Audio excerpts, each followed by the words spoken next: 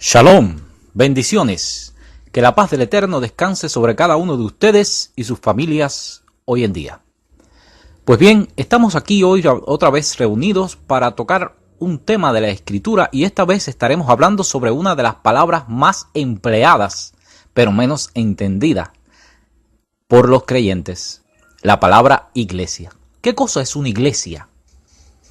Si usted le pregunta al creyente moderno, ellos le dirán que su iglesia es el grupo donde ellos van, es decir, organizaciones religiosas diferentes las unas de las otras, con dogmas establecidos de manera diferente las unas de las otras.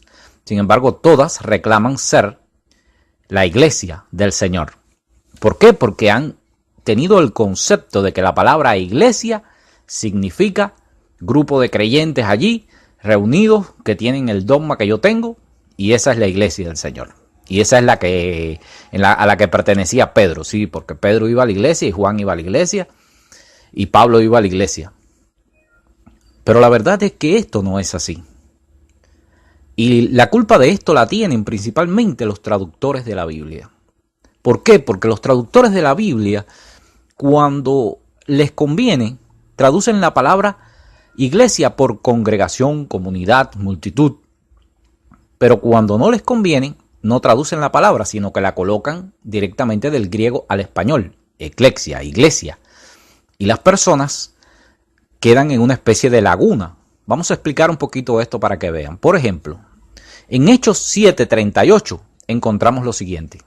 Este es el que estaba en la congregación en el desierto junto con el ángel, que le hablaba en el monte Sinaí, y con nuestros padres, y el que recibió palabra de vida para transmitirlas a nosotros. Este pasaje está hablando del monte Sinaí, está hablando de Moisés, y la palabra que se emplea en Hechos 7:38, que es el texto que estamos leyendo, es eclesia. Este es el que estaba en la iglesia en el desierto junto con el ángel que le hablaba en el monte Sinaí.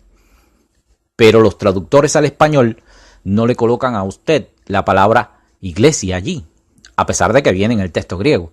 Se la traducen por congregación para que usted ni siquiera sospeche de lejos que al pueblo de Israel se le llama iglesia. Vamos a ver otro pasaje de la Escritura. Esta vez estamos en la carta a los Hebreos capítulo 2, verso 12. Dice así, diciendo, anunciaré tu nombre a mis hermanos, en medio de la congregación te cantaré himnos. En medio de la congregación. El texto griego de la carta a los Hebreos allí emplea la palabra iglesia. Pero los traductores al español otra vez le esconden a usted que allí dice iglesia. Se la traducen, note. Le traducen a usted la palabra iglesia por congregación y usted lee, le pasa por arriba y no se da cuenta. El escritor de la carta a los Hebreos está citando el Salmo 22:22, donde aquí la palabra cajal hebrea es traducida por eclesia en la versión de los 70. Pero bueno, como yo le pongo a usted congregación, usted le pasa por arriba y tiene que ser que le preste mucha atención para que se dé cuenta. Si no, no se da cuenta. Vamos a ver otro ejemplo posteriormente. Vamos a estar viendo, por ejemplo, que a una reunión de personas mundanas e idólatras se les llama iglesia en reiteradas ocasiones. Pero los traductores, otra vez, de las versiones al español le esconden ese hecho a usted. Vamos a estar viendo Hechos 19, verso 32 al 41. Vamos a leer. Y dice así. Así que unos gritaban una cosa y otros otra, porque había confusión en la asamblea. Eclesia, es lo que dice allí en griego. Y la mayoría no sabía por qué razón se habían reunido. Y algunos de la multitud dedujeron que se trataba de Alejandro, puesto que los judíos lo habían empujado hacia el frente. Entonces Alejandro, haciendo una señal de silencio con la mano, quería hacer su defensa ante la asamblea. Ya sabemos ahí qué palabra se emplea. El manuscrito original dice iglesia. Sin embargo, a usted los traductores al español lo duermen. Le ponen asamblea y usted no lo sospecha. Mas cuando se dieron cuenta de que era judío, un clamor se levantó entre todos ellos y gritaron como por 2 horas, grande es Diana la de los Efesios. Oiga esta iglesia lo que estaba gritando. Entonces el secretario, después de calmar la multitud, le dijo, ciudadanos de Éfeso, ¿hay acaso algún hombre que no sepa que la ciudad de los Efesios es la guardiana del templo de la gran Diana y de la imagen que descendió del cielo? puesto que estos hechos son innegables, debéis guardar calma y no hacer nada precipitadamente, porque habéis traído a estos hombres que ni roban templos ni blasfeman de la diosa. Así pues, si Demetrio y los artífices que están con él tienen queja contra alguno, los tribunales están abiertos y los procónsules dispuestos. Presenten sus acusaciones unos contra otros. Pero si demandáis algo más de esto, se decidirá en la asamblea. Y ahí encuentras otra vez la palabra iglesia, pero te la traducen al español como asamblea y no te das cuenta. Porque ciertamente corremos peligros de ser acusados de sedición en relación con lo acontecido hoy, ya que no existe causa justificada para esto. Y por ello no podemos explicar este alboroto. Y habiendo dicho esto, despidió a la iglesia, es decir, a la asamblea. La palabra iglesia significa eso, asamblea, grupo de personas, comunidad, congregación. Pero los traductores al español, cuando les conviene, traducen la palabra por congregación, comunidad, grupo, etc. Pero cuando no les conviene, es decir, cuando hablan nada más del grupo de creyentes en el Mesías, ellos mantienen la palabra griega iglesia. Y el lector cae en una especie de laguna, porque no entiende. Es decir, se pierde de estas cosas. No sabe que la palabra eclesia es una palabra general, que puede denotar tanto una cosa como la otra, y no te puedes casar con el término y decir mi iglesia, o yo soy la iglesia, o mi iglesia es la verdadera, etcétera, etcétera.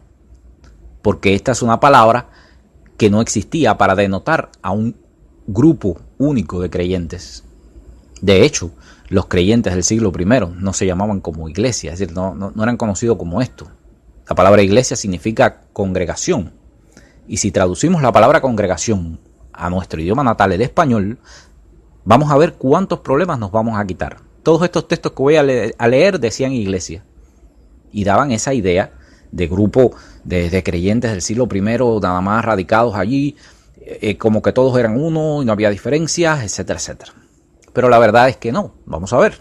Hechos capítulo 2, verso 47 dice: y perseverando unánimes cada día en el templo y partiendo el pan por las casas, comían juntos con alegría y sencillez de corazón, alabando a Elohim y teniendo gracias con todo el pueblo.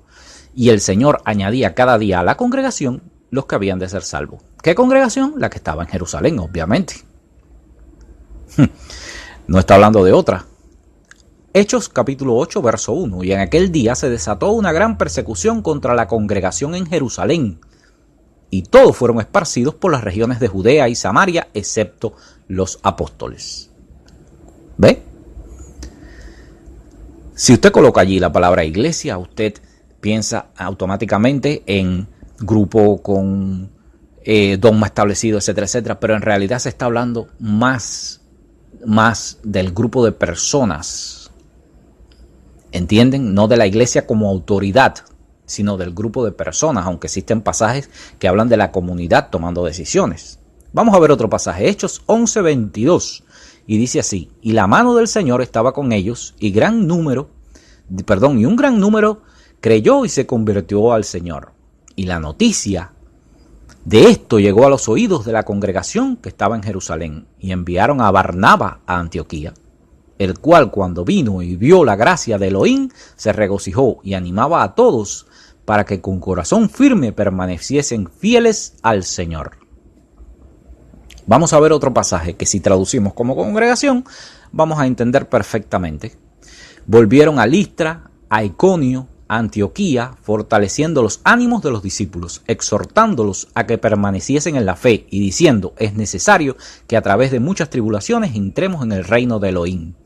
Después que les designaron ancianos en cada congregación, habiendo orado con ayuno, los encomendaron al Señor en quien habían creído.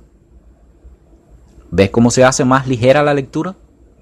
Vamos a ver Hechos 16:5. Así que las congregaciones eran confirmadas en la fe y diariamente crecían en números. Y ahora estamos dispuestos a entender que existían varias congregaciones con una fe común, pero vamos a ver que existían también divisiones. Vamos a ver de eso un poco más adelante ahora. Vamos a leer Romanos capítulo 16, verso 4. Saluda a Priscila y Aquila, mis colaboradores, los cuales expusieron su vida por mí, a quienes no solo yo doy gracias, sino también todas las congregaciones de los gentiles. Noten cómo en este pasaje se habla de las congregaciones de los gentiles en oposición a las congregaciones de los judíos. No porque unos y otros fueran diferentes, aunque habían diferencia, como hemos visto con el pacto a las naciones. Los gentiles llevaban un progreso diferente, no se les forzaba a llevar el ritmo de las comunidades judías, pero sí se esperaba que yendo a las comunidades cada Shabbat, participando allí de las lecturas de Moshe, fueran aprendiendo lo que debían aprender. Vamos a encontrarnos un pasaje curioso en 1 Corintios 16, 19. Dice así: Aquila y Priscila con la congregación que está en su casa. Esta no es una iglesia de garaje con un pastor cobrando diezmo. Este es un tema diferente y en otra ocasión vamos a hablar un poco más de él y de cómo estas comunidades florecían de esta manera. Había muchas congregaciones, con una fe común, pero muchas congregaciones, saludados los unos a los otros con un beso santo. Todas las congregaciones del Mashiach os saludan. Romanos 16, 16. Vamos a ver también en 1 Corintios 11, 16, que dice algo parecido. Pero si alguno parece ser contencioso, nosotros no tenemos tal costumbre, ni la tienen las congregaciones de Elohim. Y vamos a ver en 1 Corintios, capítulo 16, verso 19, las congregaciones de Asia os saludan. ¿Qué estamos diciendo? En resumen, que los traductores de las Biblias al español muchas veces traducen la palabra eclesia por multitud, comunidad, etc. Y otras tantas, cuando no conviene a la mentalidad del traductor, las traduce directamente por congregación. Y cuando se trata de los creyentes, dejan la palabra griega original, iglesia. Y esto le dio a pensar a las personas que la palabra iglesia solamente significaba grupos de creyentes, y de ahí se ha unido todo este dogma. Esto se hizo en primer lugar por la mentalidad de la iglesia única. Recuerden que al principio la iglesia era única, tenía una sola autoridad, por lo tanto la iglesia era la sustituta de Israel, era el Israel espiritual, y todos estos conceptos surgieron muy al principio en el seno de lo que hoy conocemos como la iglesia de Roma. El protestantismo surge de la iglesia de Roma. ¿Qué protestaron contra quién? Contra la iglesia de Roma, y trataron de reformar a quién? A la iglesia de Roma.